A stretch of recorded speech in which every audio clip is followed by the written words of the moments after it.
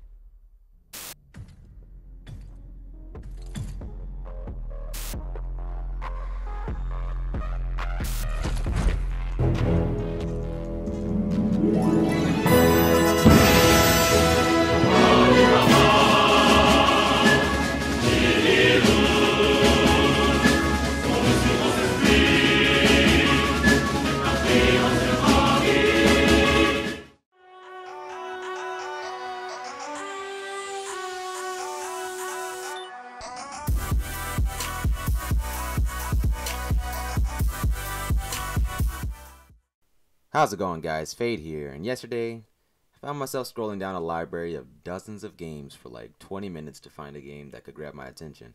Finally I just started up Sleeping Dogs for, nostalgia. I mean, it's 2018 and here I am having an issue finding a game to play to eventually settle for a game that came out in 2012. And it got me thinking, what is happening to gaming as a whole?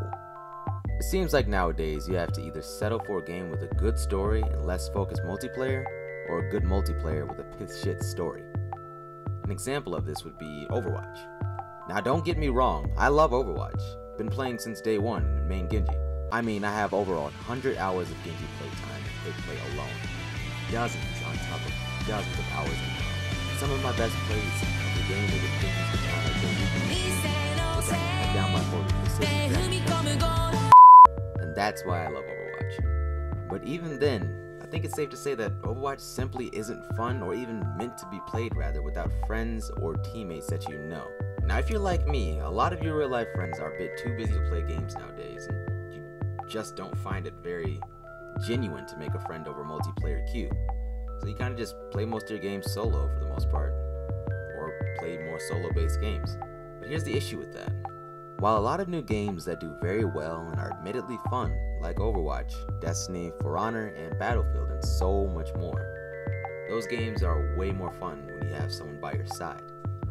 Notice that these games also have little to no story at all, but are only focused in their multiplayer. Now you could say, well, Fade, those are only those games. There are plenty of other games that cater to both audiences, and I'd agree with you.